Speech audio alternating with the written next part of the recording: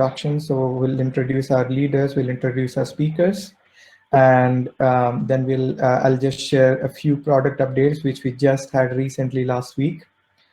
Then we'll have Christina presenting Anypoint Studio and the new features with Anypoint Studio. We'll have Igor, who is one of our senior architects, presenting CloudHub infrastructure options. And finally, then we'll have the interactive quiz session, and it will be a quiz with 5 or 6 questions, and the top winners will get training vouchers from MuleSoft. And before we end the session, we'll also have some feedback and some picture time, and then we can have some networking in the wrap up if you want to stay behind and say hello. And we'll enable the video and audio at that moment.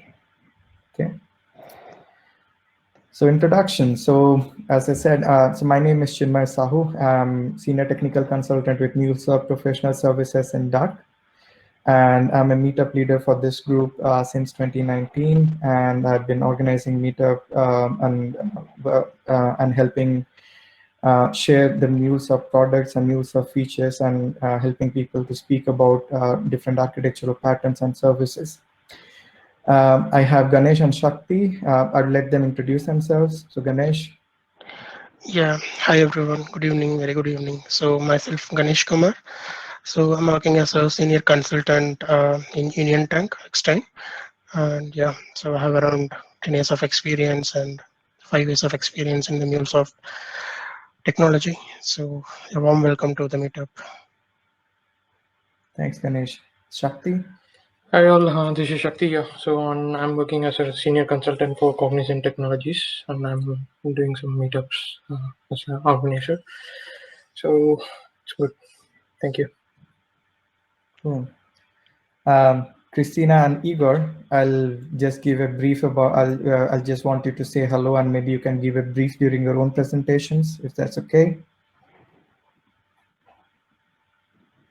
So yeah. Yes, Igor, go on. Yeah, just hi everyone. Oh, that's fine. I'll speak once I start my presentation. Okay, cool. So, okay, so let me move on to the first topic. So I'm just going to give a few updates about the product that we had, updates about the new product features which got launched in the last week. I'll just take a few minutes before handing it over to Christina. So we are not going into detail about the product, it's just an overview. So this is one of the coolest feature which just came up. It's Anypoint data graph. So this is a feature which will be available with new trial accounts within your platform. So if you go and create new trial accounts, you should be able to see a data graph coming in. And this feature is a really cool one because it allows you to unify different APIs or existing APIs or different domains which you might have already existing, and it helps you in case you have a holistic graph of different data types or different domains, for example, customer, then product, fulfillment, invoice, billing, and at some point you can see that all of those domains are somehow linked to each other using some specific field attributes. And if there is no necessity, in order to create an API, but you just need the data to be combined or aggregated. So I think this is a cool feature to have. So this helps you, this is very interesting because this helps build through those relationships, and it forms like a graph of capabilities combining the domains of those APIs, okay? We have, so as I said, so you can just create a new trial account to be precise. So if you create a new trial account, you should be able to see data graph in a trial mode to use. And there is also tutorials and webinars which are available in the same section. So you can look at the tutorials, and then some videos are available in the webinars on how to use it. We will be covering data graph in detail, maybe in one of our upcoming meetups, where we show the actual usage of data graph as a demonstration. Okay. The next feature which was launched was Data Weave Playground. So this existed, but now it is a hosted version in our developer website. So people who are more interested in data wave transformations and want to enhance their skill set, I think this is a very powerful tool because it allows you an opportunity not just to write a data with code, but also to look up different data with examples and tutorials within the same graphical user interface. Okay. So when I share this meetup, so I think Ganesh has also shared the link to the DataWave playground. You can look at it, or this presentation will be available, and you can take the link from there and play with it. So this is a more powerful tool for every DataWave enthusiast. Okay, I think that's all I have from me now, and I would hand it over to Christina. So Christina, would you like me to share my keep sharing my screen, or would you like to share your screen? No, I can take over. Okay, so I'll stop sharing now. Okay, so yeah, over to you, Christina.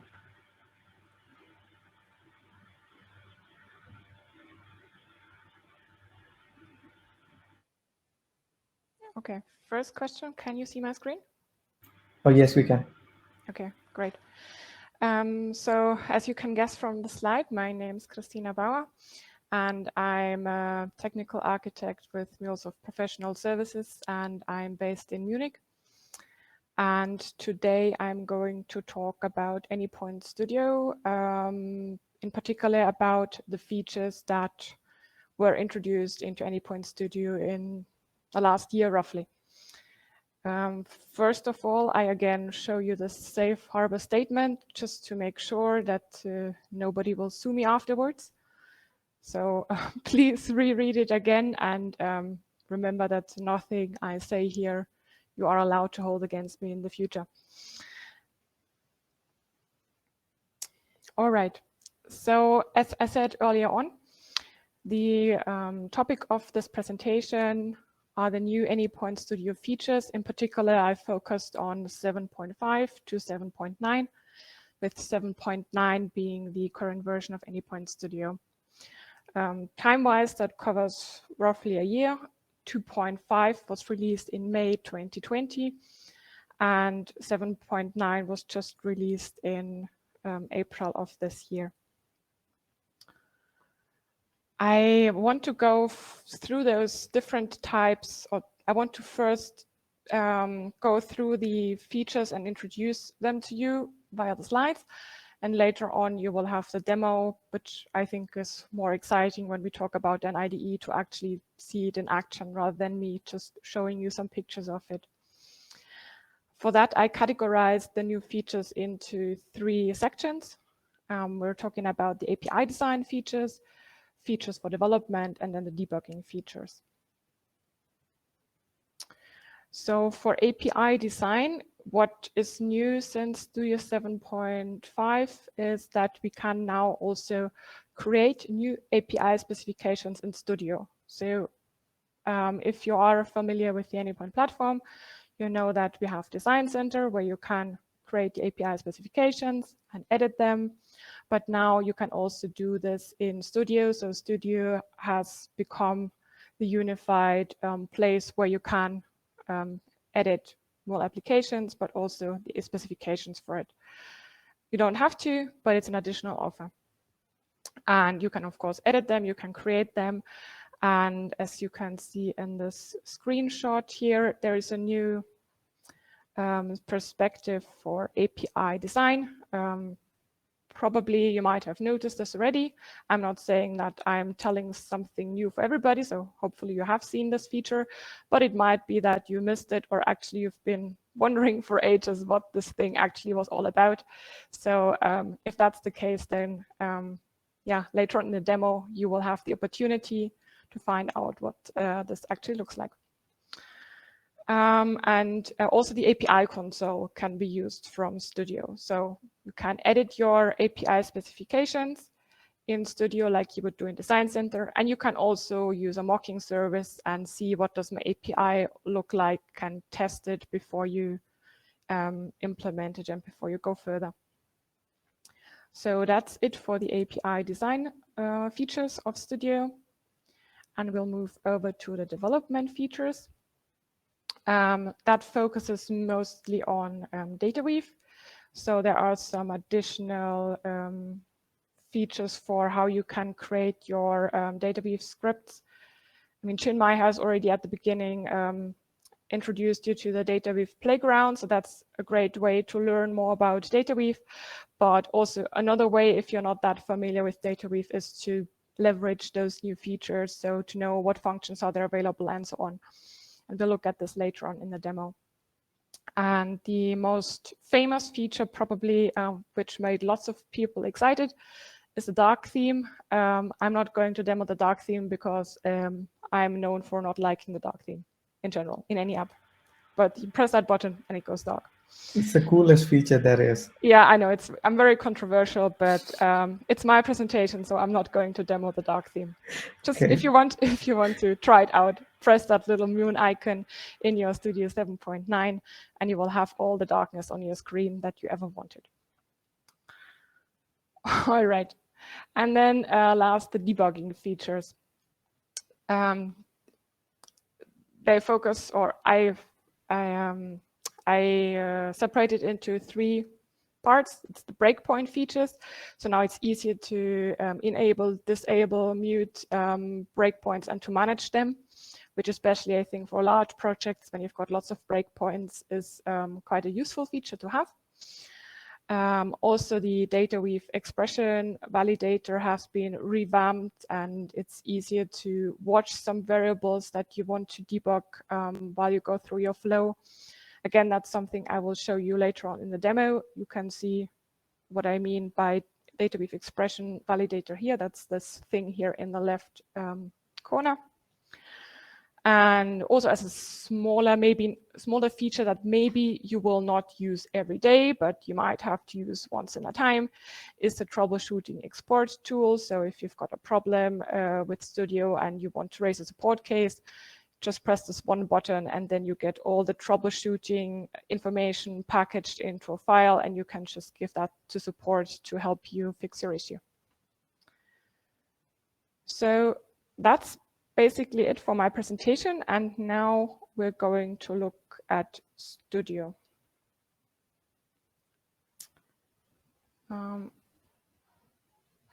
Let me get my Studio on the screen.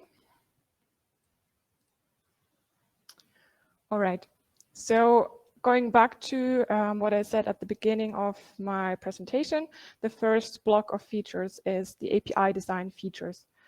So again, this is something that maybe you're using already because it's been introduced quite some months ago, and maybe it's something that you've noticed. But if not, I'll show you how to get there. So you can now not only create a new Mule project, which is what you do probably most of the time, but you can also create a new API specification project.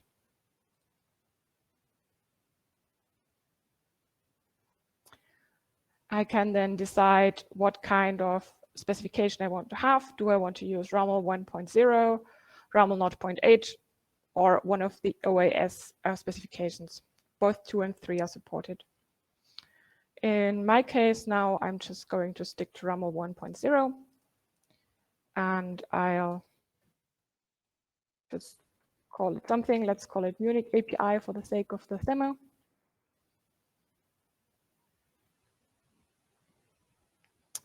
And then we will get a new project for the API specification, and it should also then switch to the API design perspective. So yes, I want to switch to the API design perspective, which is what I showed you earlier on. It's this little eye icon here in the top right corner, and it started here with the new RAML file, so similarly how it would be in Studio. Now let's just add a resource. I had not thought of anything earlier on, so I'll just call it Meetups. exactly the same as in Design Center, but what is missing or what looks different, of course, is the UI. So you don't have this auto-completion box that you might be familiar and might also be using in API Designer. So if now I want to use auto-completion, I just press Control and space on my keyboard, and then it will give me all the options. So similarly, how you can also use auto-completion in Studio for other occasions. So let's do a post.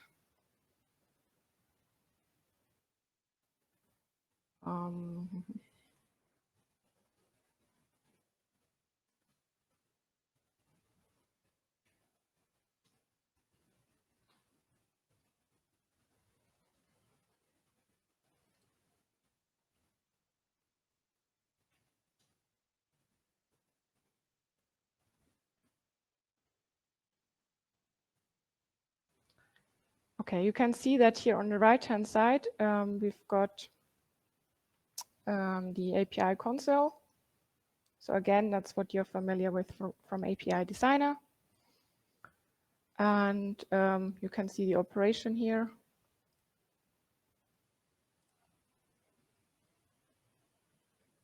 I probably now forgot how to create a RAML.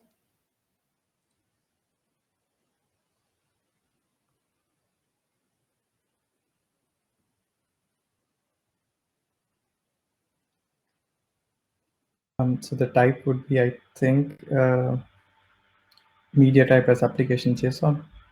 Yeah, I've done that. I've done it up Okay. here. Okay.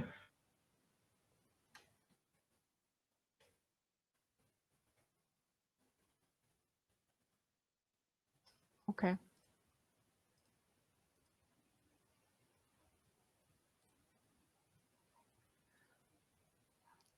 So it's all the same as in Design Center. Can do all the same things here. I have the console here, and then I can also publish, or not publish this, push this into Studio. So what happens here is I have the Git plugin of Studio automatically included in Studio. So I can see that now I've got on-stage changes that I've made. So I can stage my changes, write a commit message, and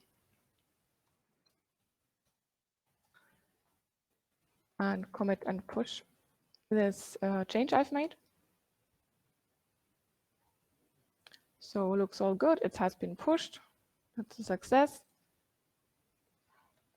And then let's see if this has really appeared in Studio, in API Design Center.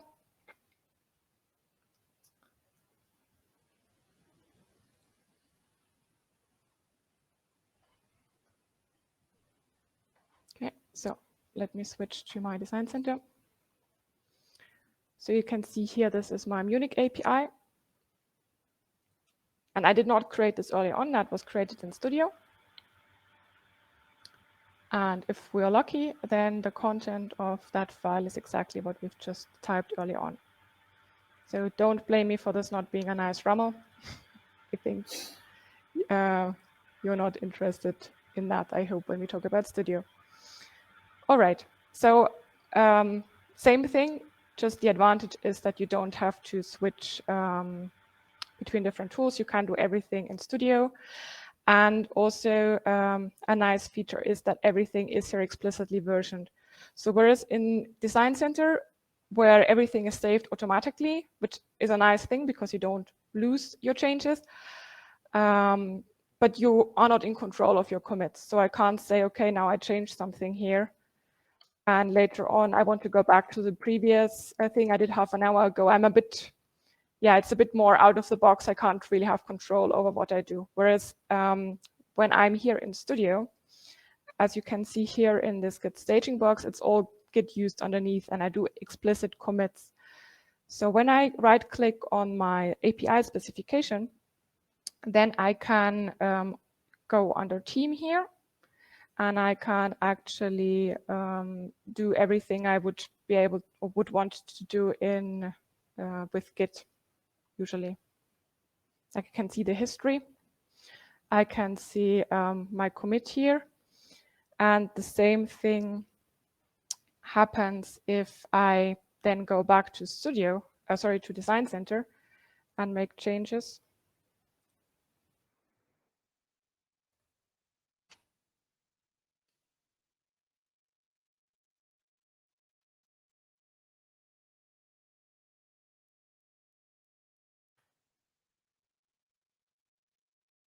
So there, obviously, I can't do a commit. It happens automatically.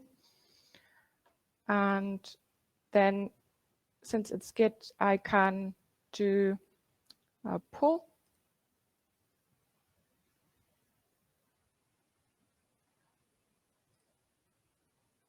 And you can see that now the changes are here. I've got my Munich resource. And I can also see when it has happened. So you can see all those autosave commits here. They are done by Studio. So you could actually go back in time, and you can also see who did what user was it on Design Center. Now, at the moment, I use the same user in Design Center as I'm using here in Anypoint Studio. So you can't really see a difference here.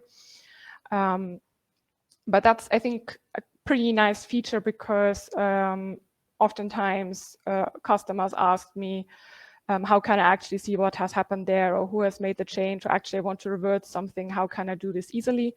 And actually Studio has all those capabilities because you can leverage everything you are used to doing with Git, with your Mule apps. You can now also do this with the API specifications. So I realized that I talk much more than I thought I would.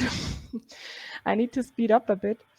So that's how we can work with API specifications on both Design Center and on Studio. And one important point I want to mention here is the mocking service. So we can not only display here what's happening, we can also use the mocking service as we do in Anypoint Design Center. And for that, we have to turn the mocking service on. Oh, I think I clicked twice. Yeah. Now it's on, and I can do the same thing as I would do in Studio. So I enter my string here,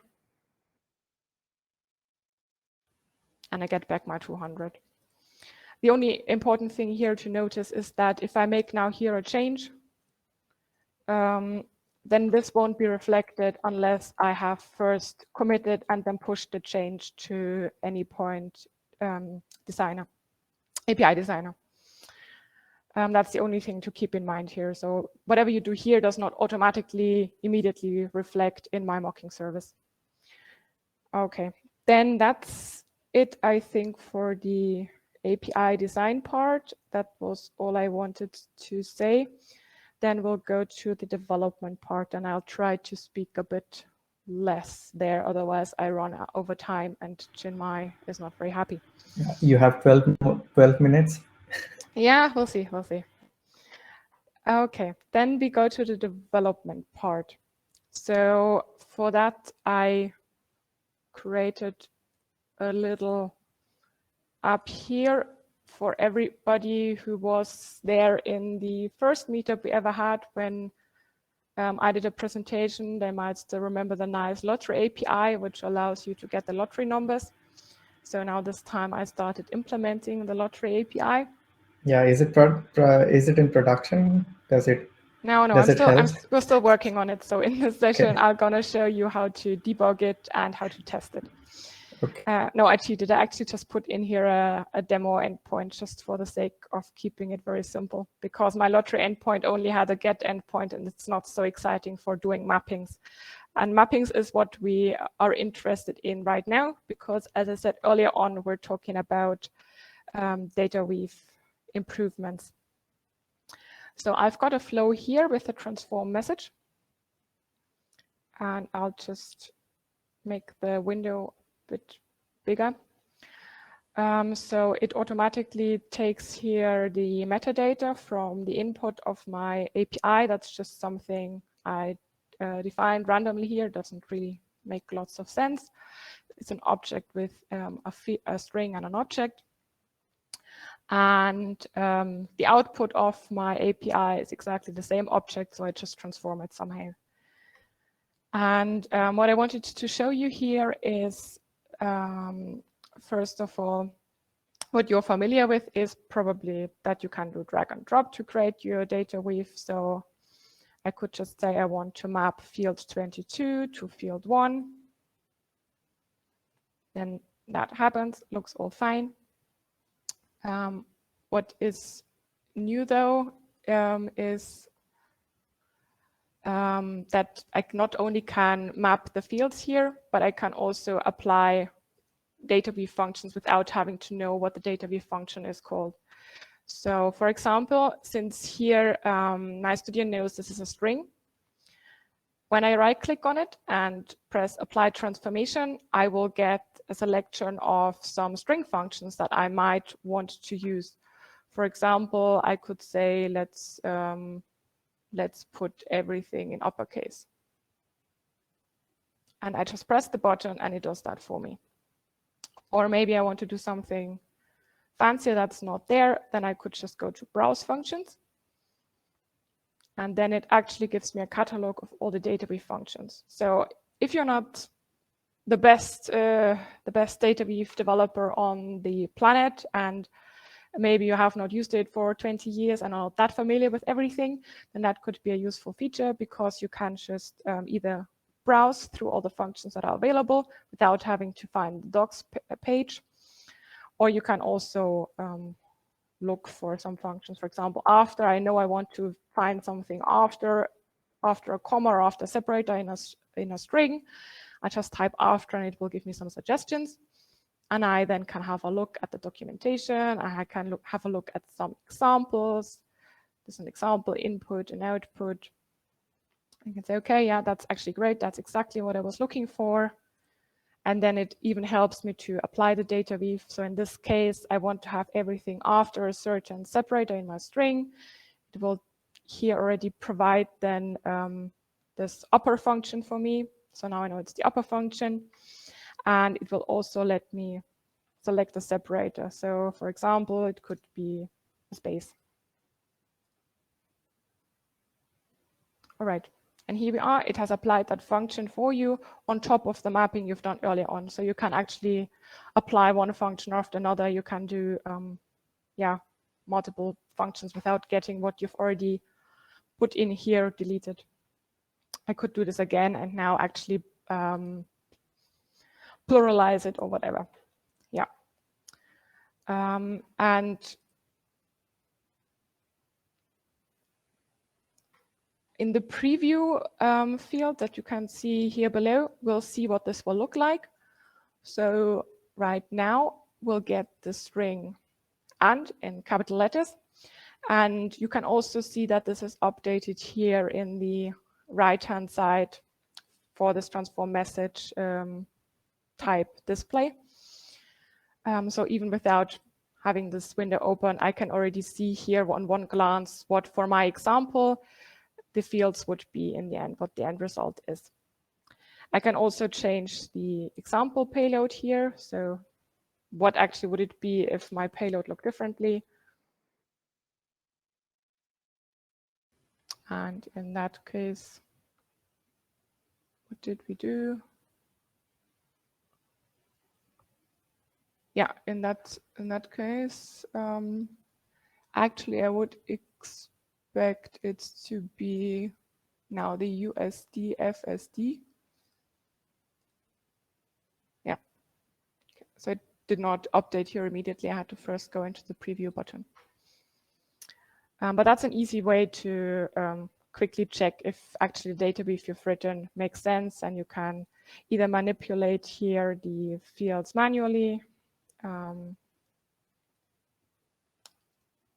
apply the functions, like I can round this one, let's put another one in. Yeah. And also I could upload a JSON, a complete different JSON file if you had a different sample file that I wanted to use. So I think that's quite helpful for somebody who does not know all the data weave functions by heart and doesn't always want to go back to browser and back to Anypoint Studio and so on. So if you have not noticed this feature yet and you think that's something you might be interested in, just try it out. Last little point I forgot to mention is the tree view here. Especially interesting, I think, when you've got larger objects, because you can just fold in some parts of the object, so it's not that big and you can focus on the parts that you're actually interested in. So that all should help you to make your data weave mapping, writing much easier. All right, then that was it for the transform message. The troubleshooting tool I mentioned earlier on, that's the troubleshooting export tool. Very easy, you just tell it where you want your troubleshooting data to end up in, and it will give you all the stuff that might be interesting for support, like the thread dump, the configurations in your studio, and so on. Hopefully you won't need it, but if you do, now you know where it is.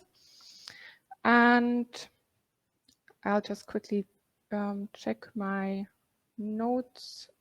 What we've left are the breakpoints and the data weave expression validator. So for breakpoints, you can see I already have got a couple of breakpoints in here. And what's new is that we have this Mule breakpoints view revamped. So now we can see a list of all the breakpoints in the project. And we can easily disable some if we don't want them anymore. Or we can delete them completely here with the X. Or we can mute them all.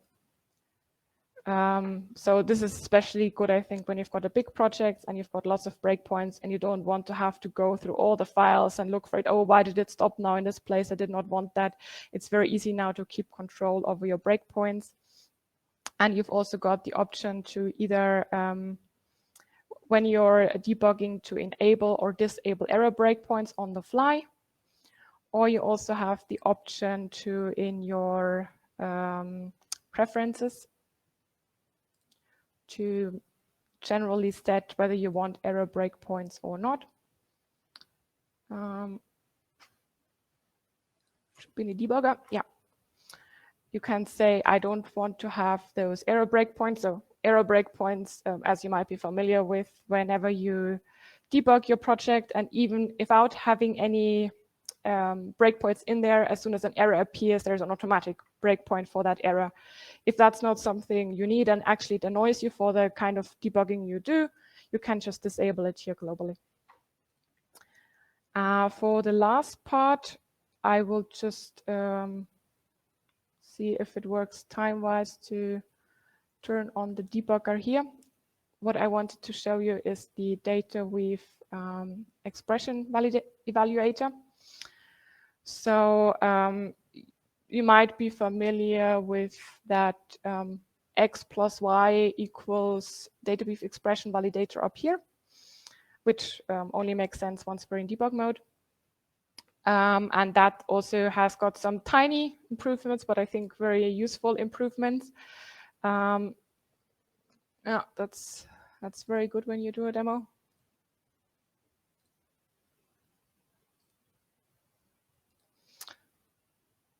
So with my lock, it again won't work now. But the difference between the old data weave expression validator and the new one is that now you actually have got much more space in this window. So before it was just this one line where you could enter your data weave expression. And if you clicked outside of that window, then that whole window was gone again. And now you have got much more flexibility to do that. I'm a bit worried that I might still got something running in the background. I'll just see if there's still something stuck in the background. If not, then you will have to believe me that one. I don't want to waste too much of our time on that one. So I'm sorry about that.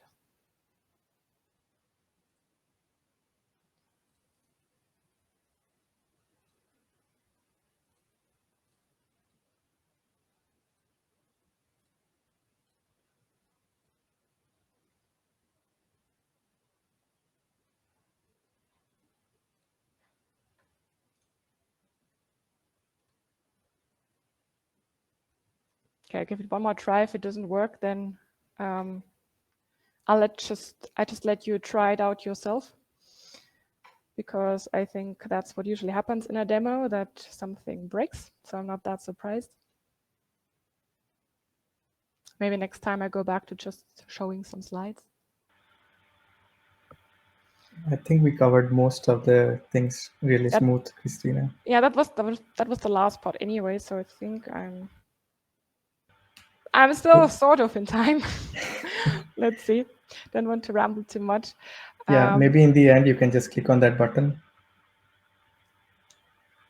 the dark theme button. Yeah, we won't do this now. I actually said I was not going to demo this. I think everybody knows about the dark theme. People are very enthusiastic about the dark theme. Open your studio, everyone, and press that moon button, and it will go dark. But if I press that button now, it will ask me if I want to restart Studio so everything can take effect. I don't want to restart it now again. Okay, now it actually worked. Then let's go to the console.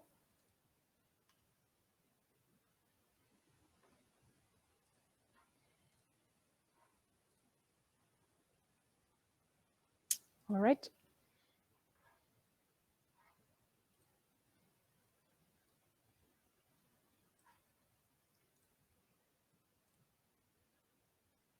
Yeah, okay. Now I made it run in run mode, not in debug mode. Okay. I tried once more and then I'll give up. It may just have 2 more minutes. Hope it. Yeah. Are there any questions so far in the chat or not? Yeah. So I think we answered 1 or 2 questions. So guys, if you have any questions, please use the Q&A section in the chat and post your questions. Anything related to Studio.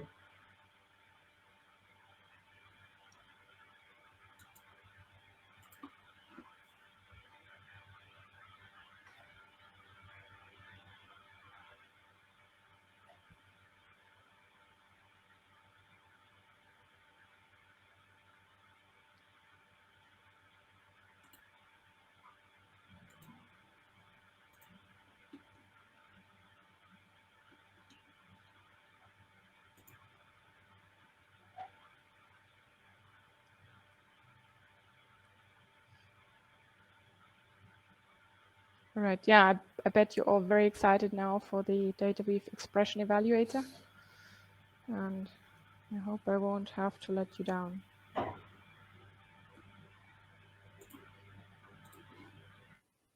But you can already see here basically what it is. So before we only had the smaller windows, and now I've got here the way to evaluate expressions and to also add it to the watch. And the watch variables, they used to be in a different window down here. Maybe some of you remember. And now it's all in the same Mule debugger window where you can find all the variables in general, like the payload, the attributes, and so on. So it's unified now. Also delete it again. Okay. Let's give it one more go.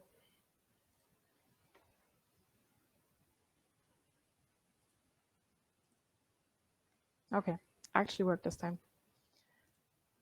So yeah, that's what I meant. So before this used to be a tiny window, but now it's actually as big as I want it to be. I can also, this is my personal favorite, a small thing, but it really makes me happy. I can pin it here. So now if I actually want to check something, I can go back. I was like, oh, okay, what was it? Does it do here? Or actually, maybe it was, yeah, it was field 2. And then I can adjust here without having to completely go out of the expression evaluator and then going back in and so on. So it's much easier. I can also directly from here add it to the watch, evaluate, get my history of evaluated fields. Yeah.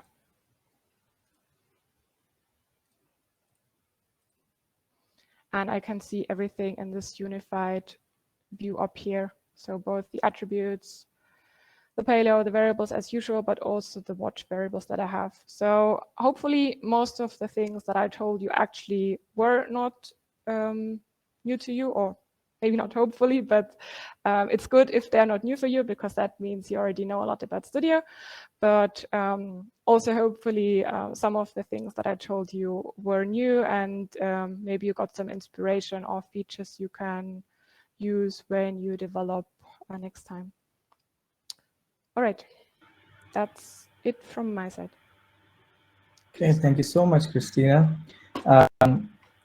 Yeah, we'll just park 2 minutes just to address any questions. So yeah, if anyone has any questions related to Studio, please post your questions in the Q&A section in the chat.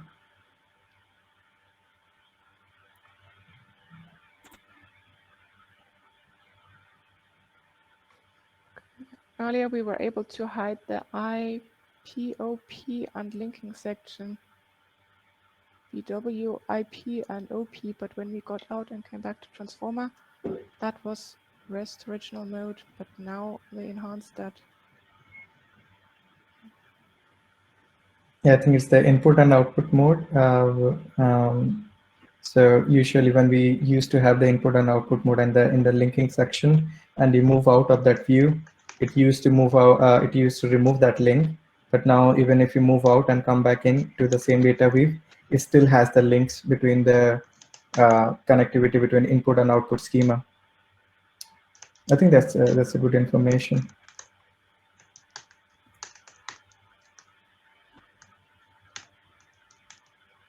All right. Thank you for that. Okay, so yeah, Sean, you're right. Yeah. So MUnit recorder is, I did not cover that because it was not new in those versions. It was already a bit earlier. And I was hoping that this is more known already. But yeah, even just to show the MUnit recorder, I think that would have made the presentation even longer. But I agree, it's a cool feature. Similarly to what I said about data weave here, that it helps you getting to know it more, like learning by doing. The MUnit recorder can also help you with MUnit, as the data weave function thing can help do with data weave. Yeah, good point. Thanks, Sean, for that. Okay, so I think we can move on to the next topic. And we can, anyways, the Q&A channel is open for any questions. So, okay, yeah, over to you, Igor. All right, thanks Shimar, thanks Christina for sharing all the great stuff around Studio. So let me just bring my screen up and we'll kick it off.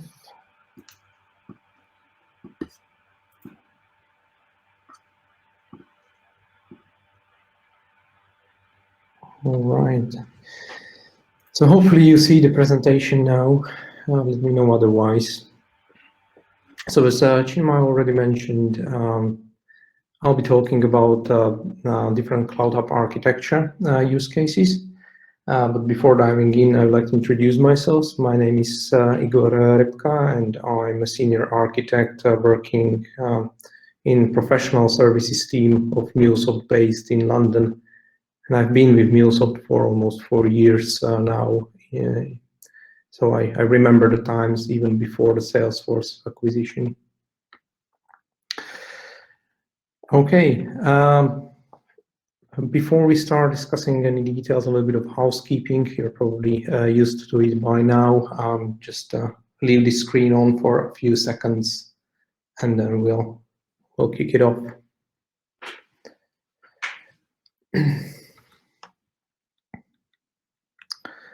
All right. So the agenda of the presentation, really, as I mentioned, I'll be talking about some CloudHub deployment use cases or infrastructure use cases you would like. And these are the 5 most common requirements or scenarios I've seen with our clients. And the last topic or section of the presentation will be about the physical reference architecture, which will be the example of how good CloudHub reference architecture looks like and what details it captures. Okay, so deployment use cases. As you may already kind of figure out, this is more discussion on the architectural level. So just set up some expectations. We will not be doing any hands-on work, but we'll be discussing how the architecture and some configuration details look like. But we won't be doing any hands-on configuration in this case. So let's start with the first use case. The first use case is the most simple one, and it's the quickest win our clients can get. And it's when we have a CloudHub deployments with shared load balancers or shared load balancer.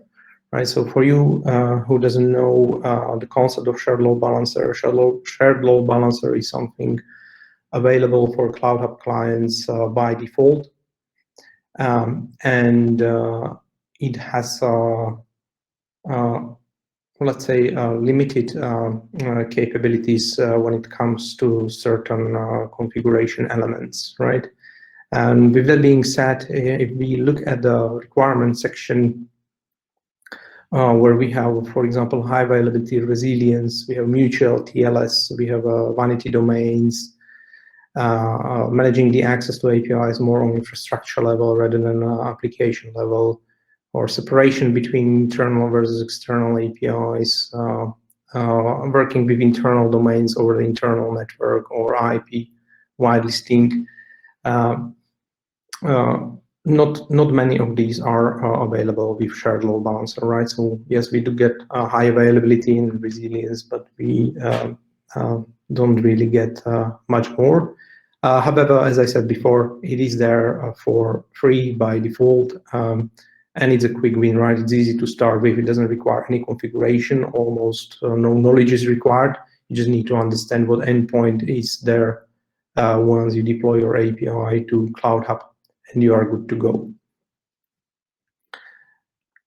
So if we now look at the diagram of such a configuration, this is how it looks like, right? So what we have is a public internet. So imagine there is your mobile application or some web page, or even third-party SaaS system leveraging the capabilities exposed by the APIs. So what they do when they want to call API, they hit the endpoint, which is upname region.cloudhub.io, right? So how exactly CloudHub or the platform builds this endpoint, it's very well documented in the MuleSoft documentation. So you hit the endpoint for the specific API. You have two options: either go through the HTTP or HTTPS. So it's 80.443 or 80 or 443 ports. There is really nothing you can configure. Again, right? You can't really have your own certificate or vanity domain or change the ports. No mutual TLS. Really, it's offered as is. And what shared load balancer does underneath is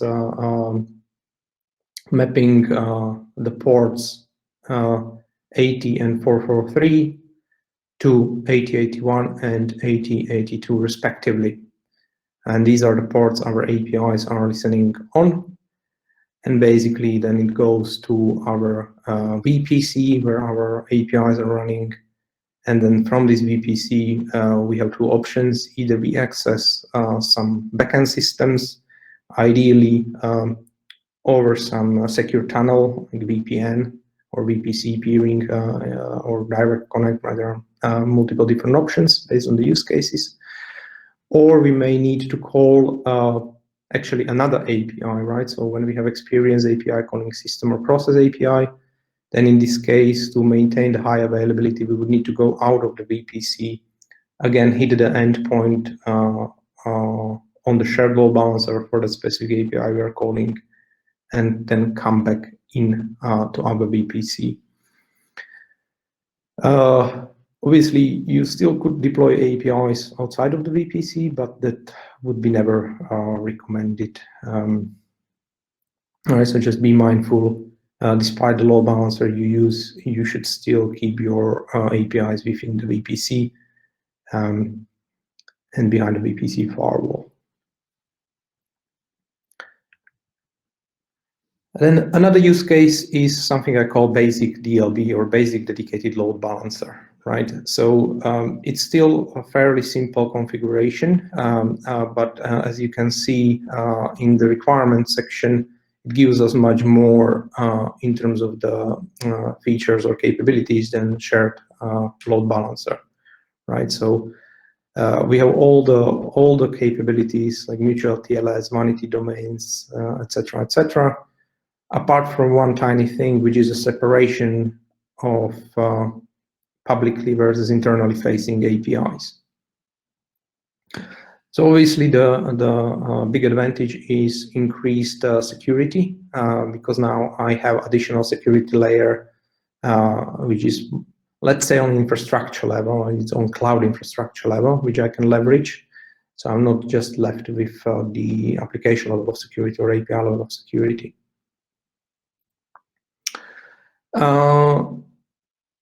As mentioned before, still not the best or the perfect option for all the clients, because it leaves us with all the APIs being exposed to public.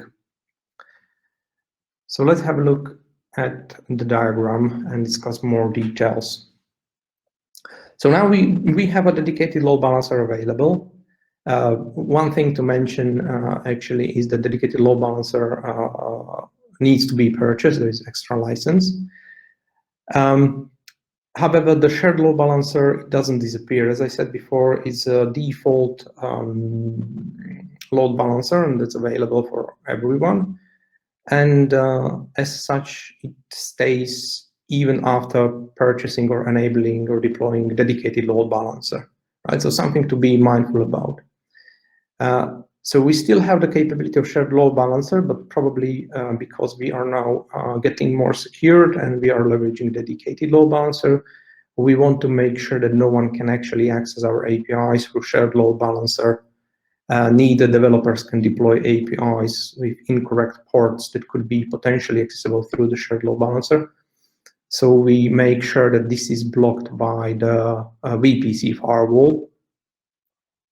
And we simply disable the access via ports 8081 and 8082, because these are the only ports shared load balancer can access. So by disabling these, we can make sure that no traffic can come through the shared load balancer.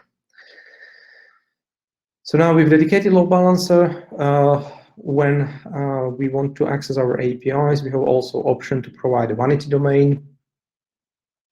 So we can have something like api.company.com. So we don't just rely on what MuleSoft offers by default.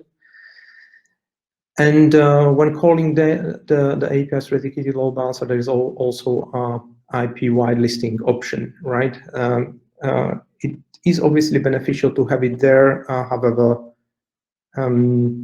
I would be careful about how this is used. I've seen this feature to be a bit abused, and clients trying to whitelist almost every single IP that should have access and block anything else. This will become unmanageable, especially with big enterprises over time. And eventually this is abandoned anyway, and the application security is properly applied and managed instead of having or relying on IPs. And we know that relying on IPs is more traditional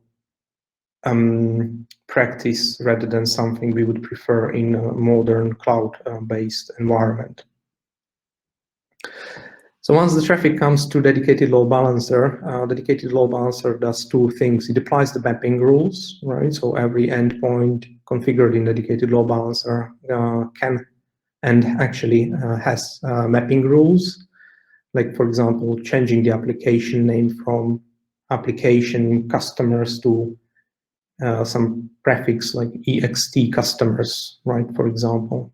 So we can have a different mapping rules to tailor how the endpoint is presented to the consumer, and basically now giving a bit of abstraction, so how the endpoint is presented to the consumer versus what's actually the endpoint, physical endpoint, and the dedicated load balancer can access. And it also does the mapping of the ports, but in this case, the dedicated load balancer works with 8091 for HTTP and 8092 for HTTP as communication.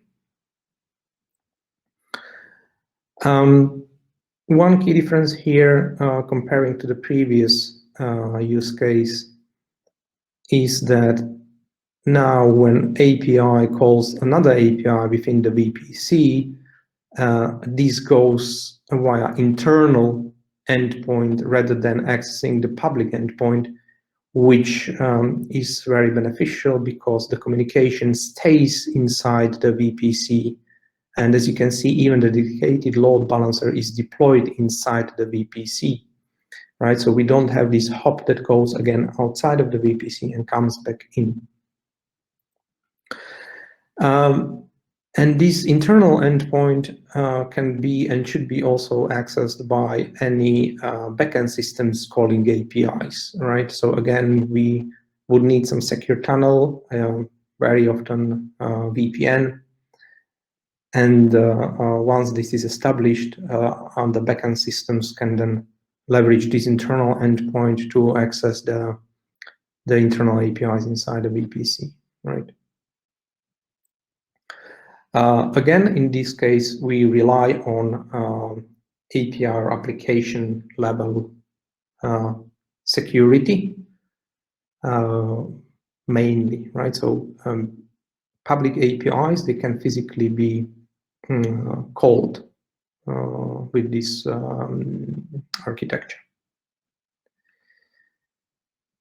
Now, another use case is again a use case where DLB plays a crucial role. However, we would have no publicly accessible APIs, right? So it's actually a bit of simplification compared to previous use case, because now we are saying that we are fine with closing everything down, and we will only use our APIs internally, and we are not bothered by exposing anything to public internet, so no mobile applications, for example. In the context of the requirements, nothing really changes, right? Only the concept and the configuration changes, but I can still fulfill the same requirements as I can with the previous deployment topology, right? And the diagram actually tells us where the difference is when it comes to configuring this type of use case. So when it comes to shared load balancer, the same thing applies, right? It is blocked by VPC and it does exist by default. However, when it comes to dedicated load balancer, we leverage IP whitelisting, right? And this is the case where IP whitelisting actually is not overkill, but it comes really handy because we can actually block any communication apart from the communication that is internal VPC communication or communication coming through the VPN tunnel, because we know these IP addresses, we know the IP range for VPC, we know the IP range for the VPN, which means we can easily whitelist the internal communication, and we can make sure then that on infrastructure level, there is no access from the public internet to our APIs. What it actually means is that we are leveraging the internal endpoint of the dedicated load balancer, right? So the communication would be coming only from our client's environment or backend or whatever we would like to call it, or even some SaaS. But it would be coming through the secure tunnel again, right? So either VPN or if it's, I don't know, AWS environment, could be direct connect, or VPC peering could be applied as well. Right, so it would be just internal communication through the internal endpoint, and once we are inside our VPC and the API call is being processed, there could be another API call from the API, right? And that again would come through the internal endpoint. Internal endpoint has something I haven't mentioned yet, but as we are talking about internal endpoint only in this scenario, it is something that could have an internal vanity domain as well, right? So you can have your internal DNS server configured in Anypoint, and then obviously in the DNS server you configure a CNAME. So we wouldn't need to rely on the default endpoint or default domain of dedicated load balancer, which obviously gives you some additional options when it comes to configuring your certificates for the HTTPS communication, because when you control the domain, you can then better control the certificates as well. Another use case is something I call one direction, and it may or may not sound as a fancy name, but what it actually is maybe replicating traditional DMZ pattern in a cloud world. So in when we have more traditional deployment, on-prem deployment, the clients usually have DMZ. And in the DMZ, they have either reverse proxy or some load balancer. And that's a gateway to their internal network where the MuleSoft would be deployed and APIs would be running. In this case, or in this scenario, we would, with the highest probability, operate in a cloud environment, which means it would be MuleSoft CloudHub plus some another cloud provider where the clients would run their APIs. Which may or may not be MuleSoft APIs, right? It doesn't really matter for this specific scenario, because what they would be probably again deploying is API proxy, right? And API proxy would just forward the calls to their, let's call it internal APIs, but deployed on their cloud solution. They still could deploy like Experience API or any other application. So that's completely fine. Just API proxies is something that would make the most sense really for this case, or Experience API. In terms of the requirements, again, this topology doesn't gives us any extra features when it comes to infrastructure or CloudHub, right? So it's mainly about, again, how it's set up and what we are supporting. So when we look at the diagram, then what we see here is, again, shared load balancer blocked, right? And we have access from the public internet, right? Because, again, we are acting as a DMZ. That's the way how to think about it. So let's say it could be, again, mobile app calling some API through the proxy deployed in CloudHub. There is, again, IP wide list, but in this case, it would allow all the traffic. So there would be no special configuration. It would be really stay on a default settings. So the traffic would just come through. There would be mapping rules applied probably. Well, definitely, because there are default mapping rules, even if you don't provide your own. Again, port mapping would happen under the scene.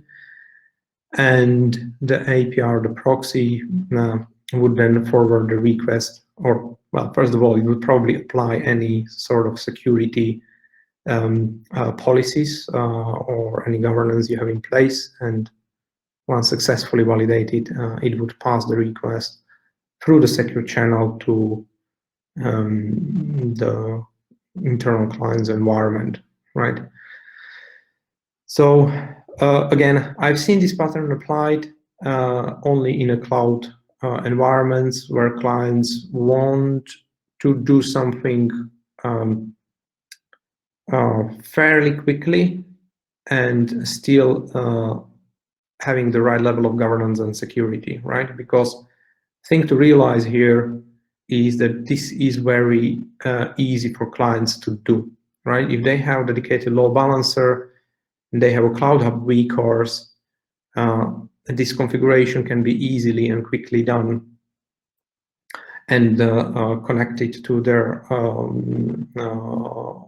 cloud environment, and they can start basically managing their APIs through API proxies and having that extra layer or like DMZ layer in CloudHub, right? So it's very easy and quick start for the client. So that's why some of them really opt for this option, right?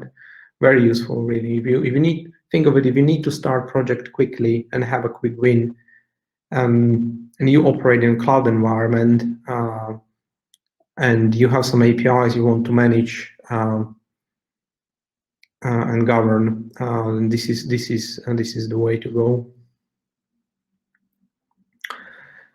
And last but not least is the use case where we need to have a separation between external and internal APIs, right? So internal APIs must be accessible on the infrastructure, on the cloud level, internally only, and external obviously can be accessed from the public internet, right? So in this scenario, we are the full coverage of the requirements and features and capabilities we can get. This is the most flexible and probably even most complex architecture you can have with CloudHub.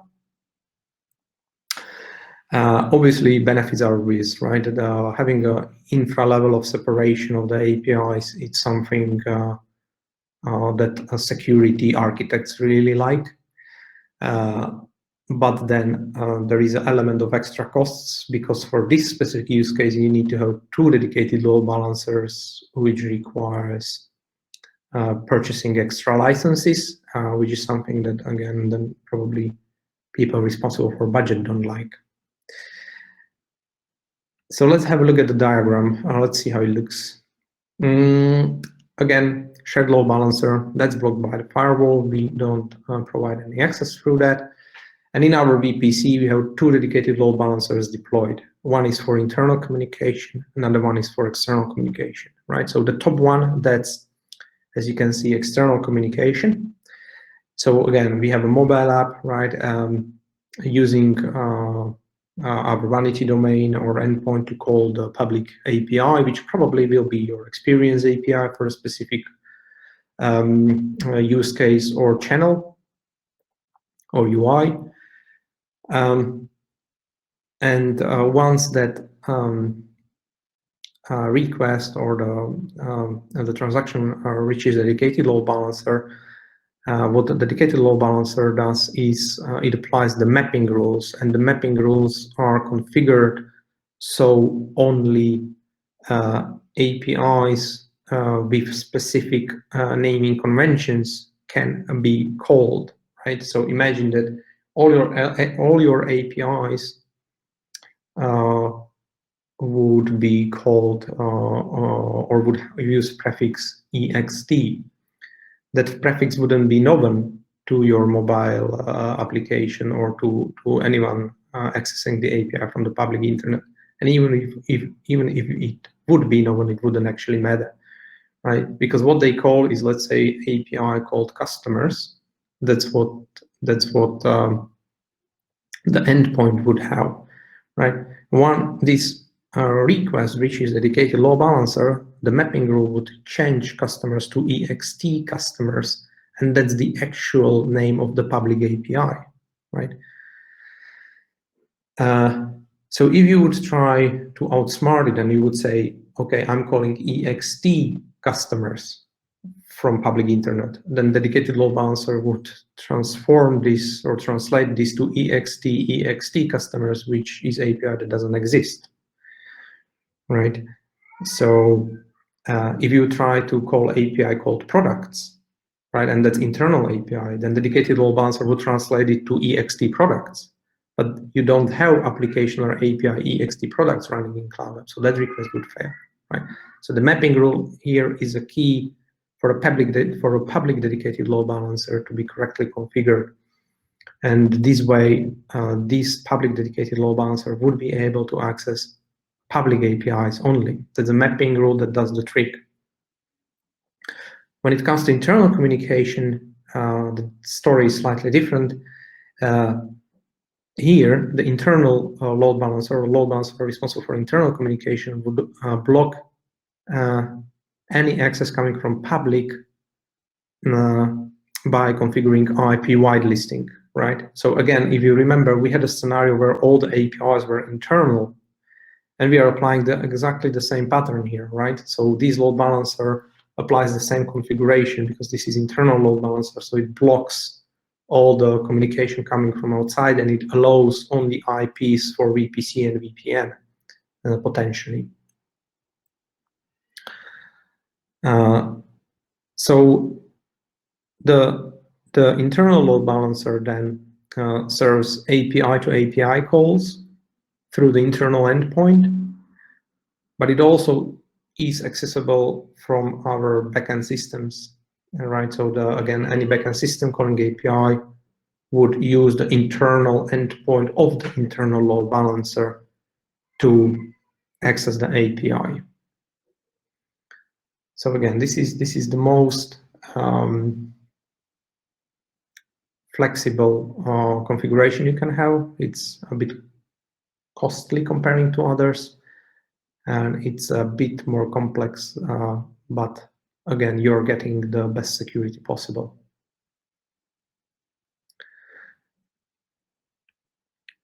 So the next part of the presentation is about the physical reference architecture, or the example of the physical reference architecture for the CloudHub. And for that, I actually need to leave the slides and open the PDF diagram which I've prepared for you guys. So let me actually zoom it a bit. So this is an example of physical reference architecture. And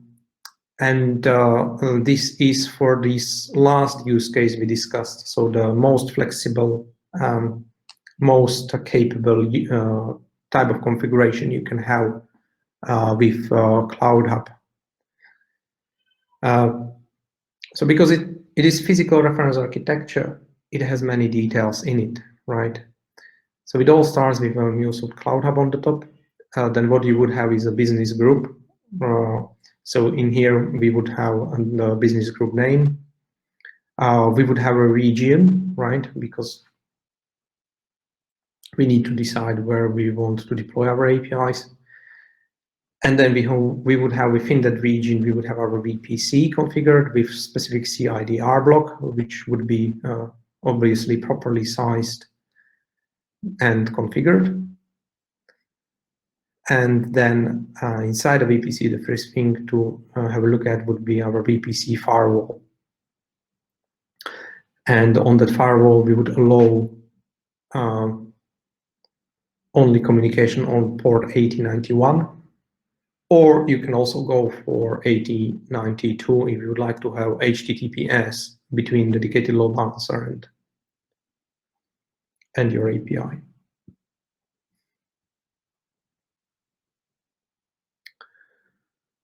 All right. So are you sharing your screen? Yes, I am. You can't see it? No, I'm not so sure. I'm still able to see the physical reference architecture presentation screen. Okay, let me try and fix that. Okay, I see why. Oh, what do you see now? Is it? Yeah, I see the your tabs, the presentation screen in the browser. All right. Yeah, I see, because it's.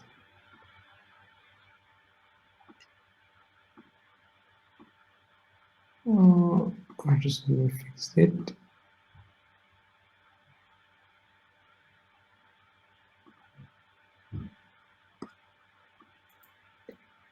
Just need to take this down.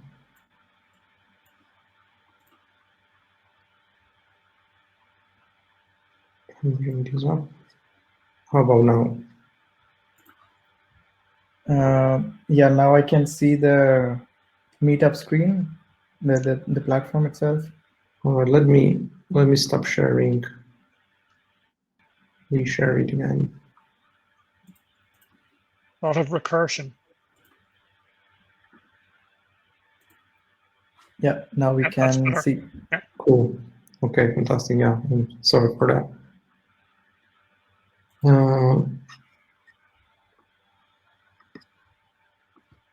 All right.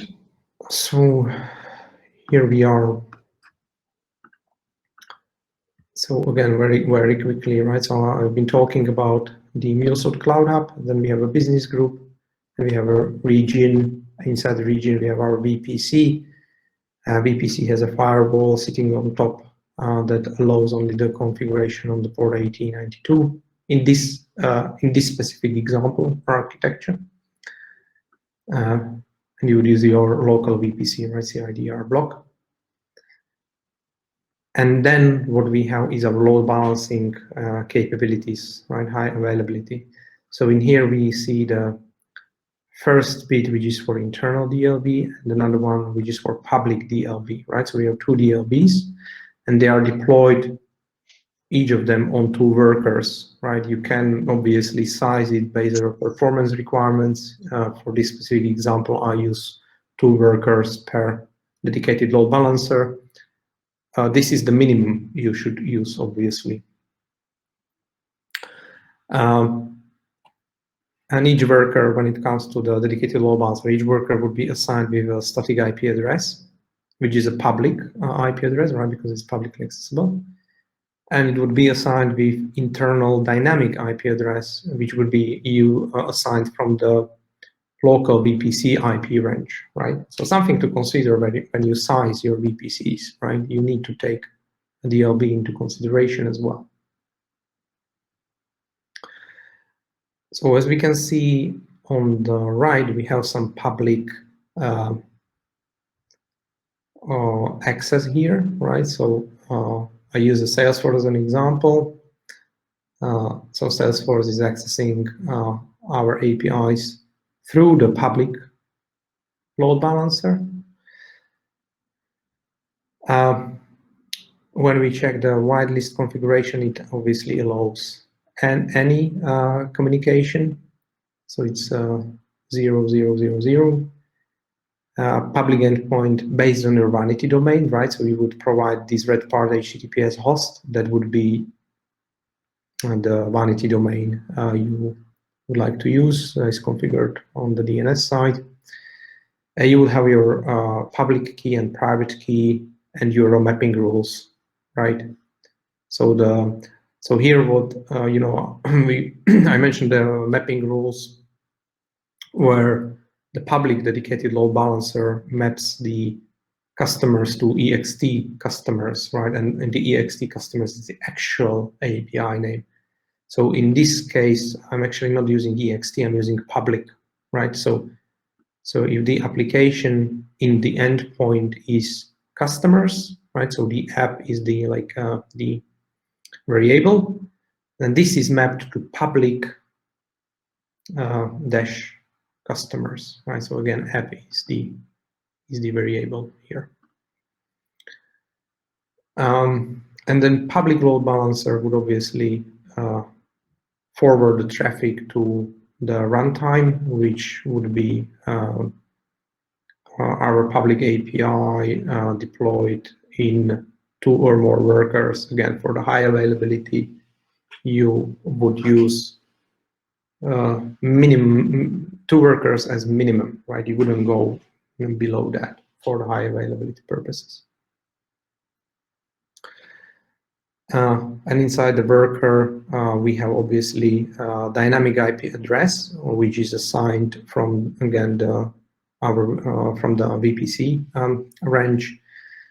And we have a Mule runtime, and we know the magic around the Mule runtime, right? So this goes really into the deepest detail, right? So there is a gateway. That's where the security and policies are running, right? So there is a link to API manager down here, right? So this is the management plane here, right? And different bits and pieces talking to this management plane, right? So the API gateway talks to API manager in management plane. Then we have ARM agent, right, talking to runtime manager, and we have an Anypoint monitoring agent if you enabled it, which is talking to Anypoint monitoring, showing the statistics there, right? So that's all inside the worker as part of the Mule runtime. That's as the internal magic. Obviously, because we have two workers, right, we know that each of them would be inside the same region, which we configure at the beginning. However, they would be in a different availability zones within that region. And that's how Anypoint platform manages the deployments by default. So there is nothing for you to configure that just happens underneath, behind the scene. So these two will always be in two different availability zones. Potentially what we also have is some IDP, identity provider, for the API or application level security, right? So here we see that Salesforce grabs the access token and then sends the token in the header, and it would eventually come down here to the API, and the API gateway, based on the policy configured, would validate the token. And so if you would use, let's say, OpenID Connect policy, which is out of the box policy, you have integration with IDP configured, then that access token would be validated with the IDP. IDP would tell you, okay, this token is safe, is valid, and only then you would enter the business logic of your API, right, which is down here, just below the API gateway. Once the business logic executes, and as part of the business logic, we need to call either internal API or external API. Then obviously the traffic would be forwarded, right? So in this case, let's say we call API. So from here, from this public API, the traffic goes up here to internal dedicated load balancer, right? So the API doesn't call API directly. It goes to the internal DLB, again, because we want to maintain high availability, right? So we need to go through the dedicated load balancer. However, this is, again, we are inside the VPC. You see this blue box, right? That's a VPC. So we stay inside the VPC. We go to dedicated load balancer, which is internal. We hit the internal endpoint, right? So you see there is a green public endpoint when it comes to public DLB, but there is a gray internal endpoint when it comes to internal DLB. Again, it would be your internal host. You can use the default one, or you can provide the vanity domain for that internal host if you have your internal DNS configured with the platform as well. You would have, again, public and private key, obviously. And you would have a URL mapping rules. In this case, they would be default, right? So the mapping rules are important for the public DLB, but you can stick to defaults with the internal DLB. If you would like to tailor that, have some specific conventions for the internal applications and having the mapping rules for internal applications as well, that's completely fine. It gives you some extra complexity, but it makes you more happy for whatever reasons that it's feasible.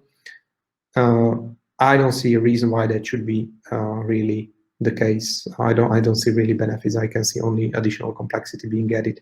So I stick to default here. And the internal load balancer then forwards the traffic to internal APIs, right? So again, it's inside the same VPC. Again, 2 workers at minimum, 2 different availability zones, and exactly the same applies, right? So the API or the Mule talks to the control plane. There is API manager in place, runtime manager, Anypoint monitoring, right? Whatever you configure as part of your deployment. Now, as this is internal API, then obviously, again, we can call another internal API, right? So it could be like experience, process, and systems. So experience is a public, then process and systems are internal.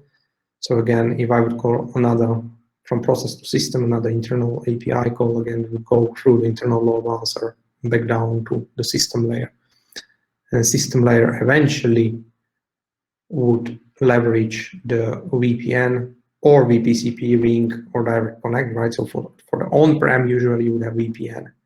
For any private cloud or cloud managed by the clients, you would use VPC peering or direct connect or VPN as well, right? It's up to the infrastructure architecture of that specific client. I don't really have any specific recommendations around this. So we would hit the on-prem systems through your VPN or VPC, right? And again, anything that is running inside your private cloud or on-prem would leverage these secure tunnels to hit the internal DLB and talk to the APIs. In terms of the configuration, when it comes to VPN, again, you would have some remote IP here. You would have definitely 2 tunnels, again, for high availability, right? So that's the best practice. So we would have 2 tunnels configured. And there is the whole universe, actually, you can configure around the VPN, but that's out of the scope. I'm not even going to pretend I understand all of these VPN details. All right. So just going through the diagram quickly, just to make sure that I haven't forgotten anything, but yeah, I think this is all what I wanted to share with you guys. So now there is some time for questions. So let me stop sharing right now. Awesome. Thanks, Igor. That was, I think that was an intensive session, I would say. And we did have a lot of questions. We answered some of them.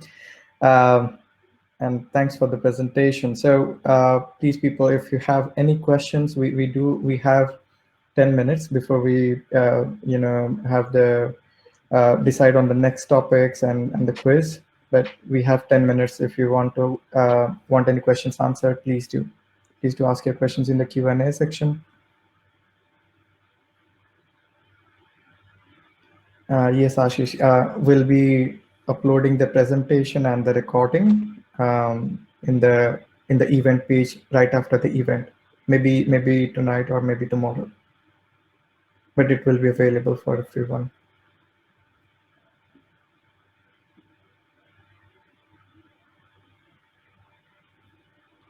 Thanks.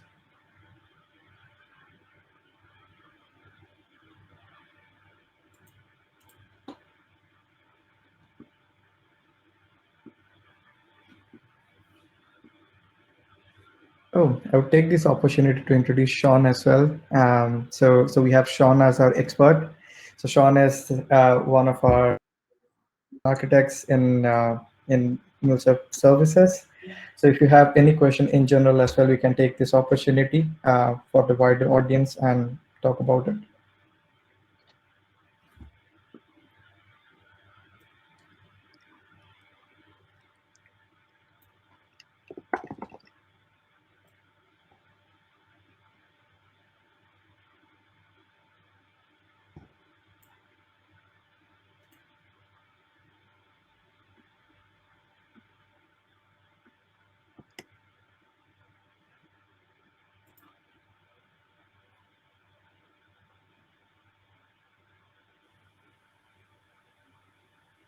Yeah, so there is, you see some questions coming. Can internal load balancer ports be changed? No, so these 8091, 8092, these are defaults which you cannot change. Custom domain mapping. Do we need to be adding multiple entries in customer DNS servers for CNAME and naming to multiple public worker IPs of DLB? No. So the number of workers doesn't really matter. You would just map a CNAME to the internal endpoint. So usually there would be just one entry in the DNS.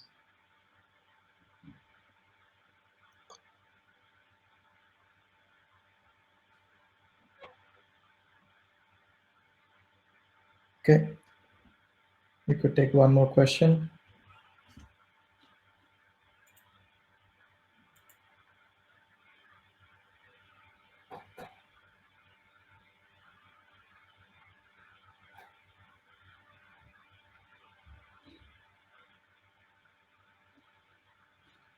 Okay, so Cool. So let's move on to the next topic. But again, thank you, Igor and Christina, for your time.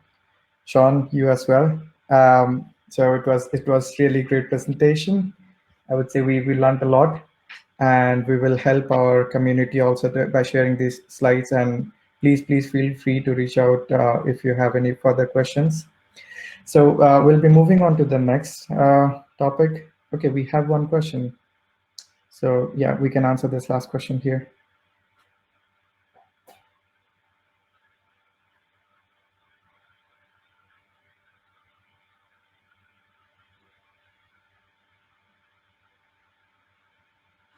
So I think it's about the Anypoint monitoring agent. Sean, do you want to take this question or?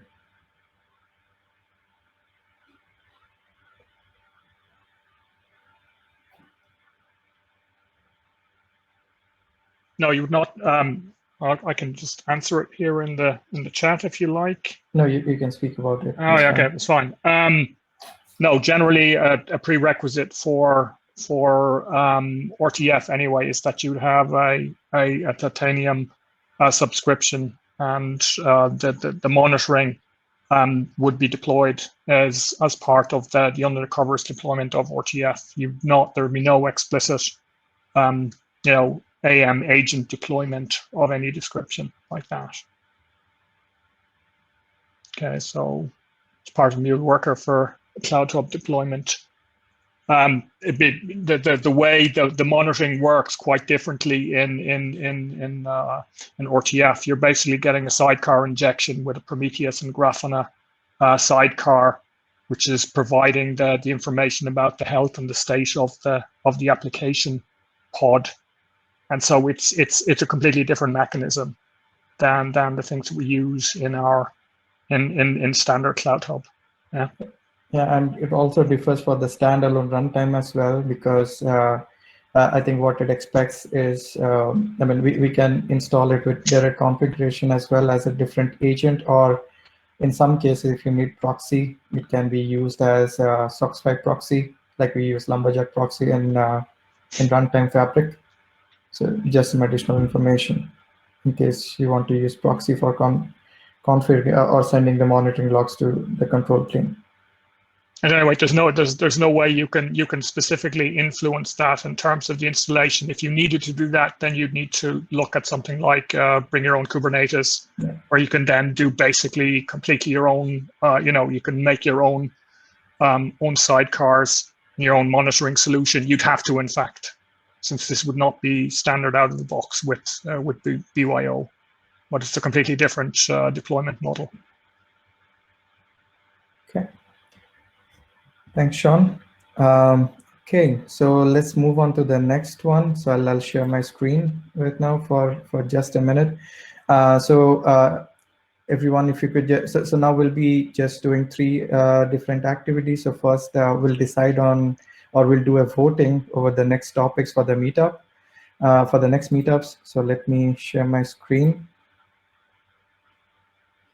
Okay, so if everyone could just log in their browser to www.menti.com and add this joining code, you should be redirected to a section, and we can start off with talking about the next topics or voting about the next topics. So Ganesh, would you like to share your screen, maybe? Yeah, sure. So I'll just add the information here first.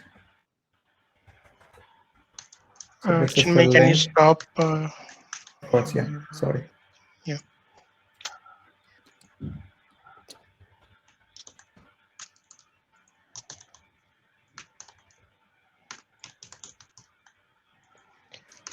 Yeah, so are you able to see my screen? Yes, we can.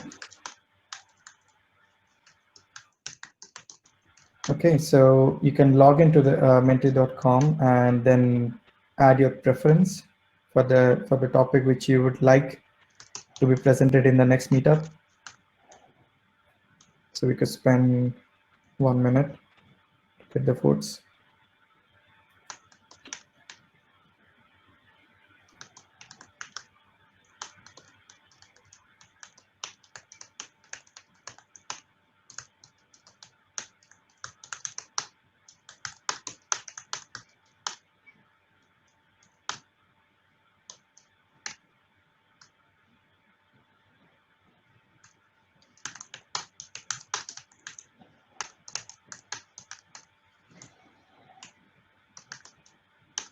So we have 9. We'll just wait for 10 more seconds.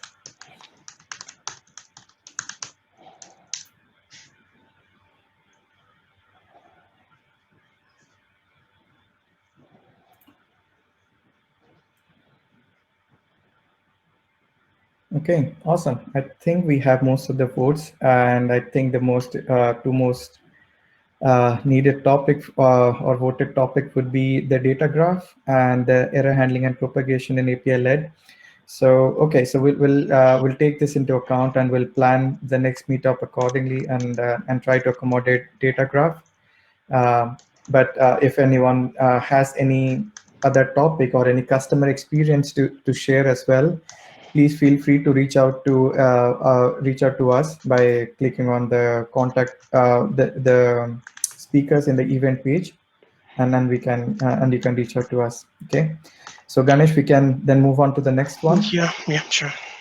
And we'd also like to take this opportunity, to check, if you could provide a valuable feedback, what went great, love Christina,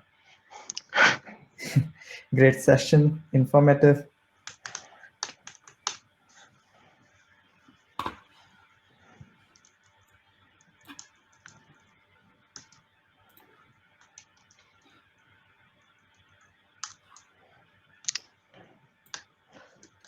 So I think there are a lot of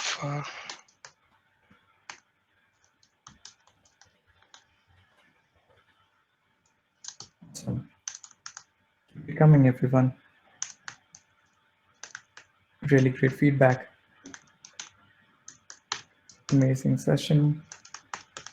Loved Igor. informative. Love the clarity. Yeah. Awesome. Great feedback. Thanks, everyone, for this. So, okay, so now I think we can move on to the interactive quiz topic. So just to let you know, guys, so when we move on to this topic, so Ganesh should be sharing, starting of this presentation, you'll be joining the same. So we'll provide you another code right now to join that link for the quiz. What we would suggest is please write your full name in the when you're participating in the quiz so that we identify who are the winners. Okay, and and please do wait after the quiz so we can take some pictures and we can do some networking. Okay, so when it will enable the audio and video for most of us. Okay, so this is the code. I'm going to paste it in the chat so you can also see it on the screen. So you can go to www.menti.com and you can add this code. And please click on the like button so we understand how many of us have joined already. So once we have most of us joined in the quiz, then we can start it off.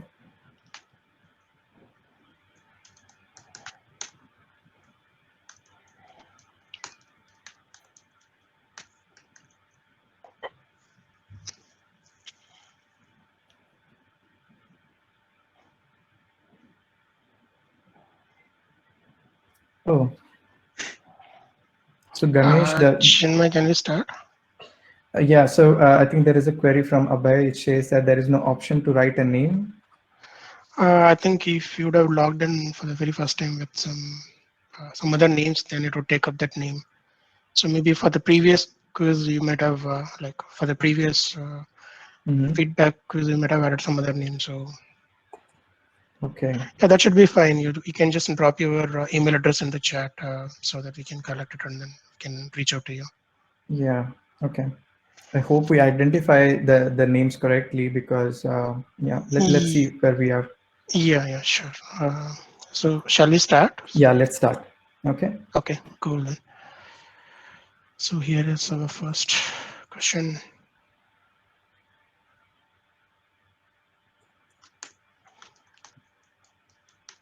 We have around 26 participants. Okay. Yeah. So you need to answer fast to get some points, more points.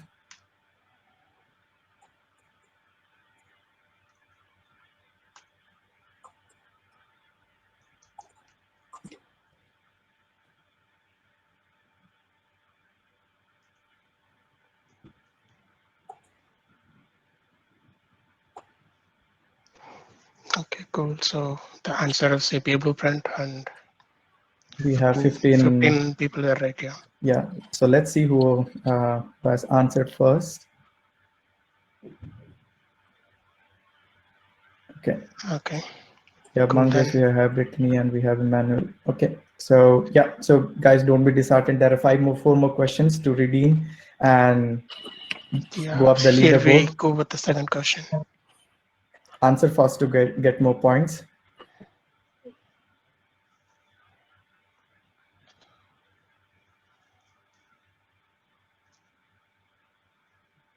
What can you not do with Anypoint Studio? Yeah. So I guess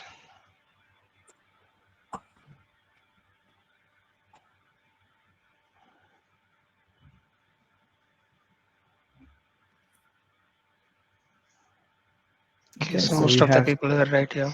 yeah. So I think Christina's presentation was, so people were really paying attention to that. Or she just made the questions too easy. Yeah. Okay. Cool. Okay. Let's move on to the next question. Next one, yeah. So who is leading now? So let's see who is leading right now. Mangesh. So it's Mangesh and okay, cool. We'll go to the next one. Sure.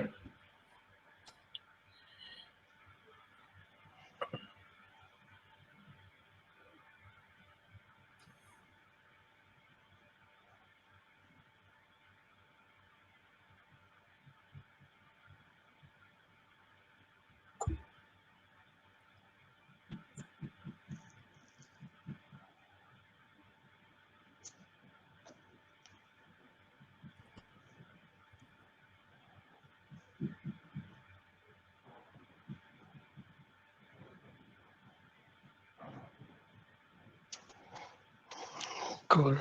So Awesome. most of them got it correct. Yeah. So people were still paying attention to, now we Igor, know, to yeah. Igor. They Yeah. loved Igor and Christina. Okay. Cool. So we have 2 more questions. Okay. Let's move on to the Keep it next coming, one. guys.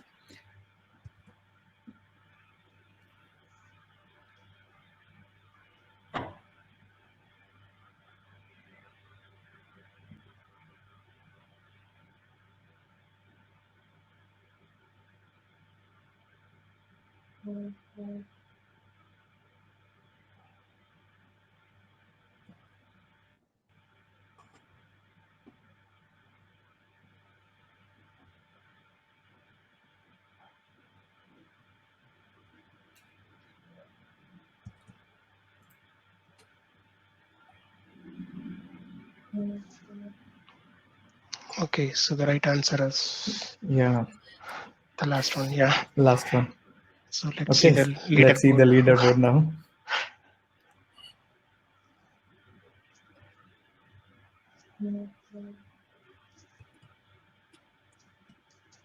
Okay. Okay, So here is the last question. So here's the last question to redeem yourself.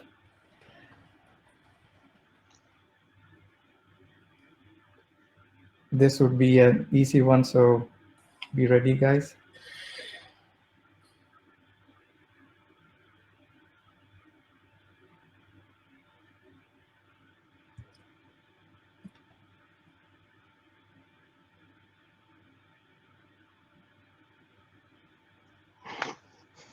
yeah, I guess most Awesome. of them were correct. Yeah. Exactly. I Cool. think Then they, let's see who is leading now at the end of.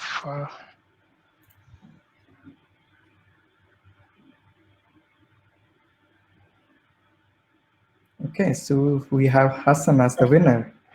So Hassan, Kalyani, and Ufmeister. So guys, if you could just drop in your email address, you can DM it to us. I think it would be great. Congratulations, Hassan, for being the winner. So we actually have 3 winners, but yeah. So we will be sending you out a form where you can request your training vouchers. So please look forward to our email. So thank you, guys. So yeah, I think we are almost at the end. I'm going to share my screen for just a minute. we are almost at the end of today's meetup. Ganesh, maybe you can start enabling the presentation mode for everyone.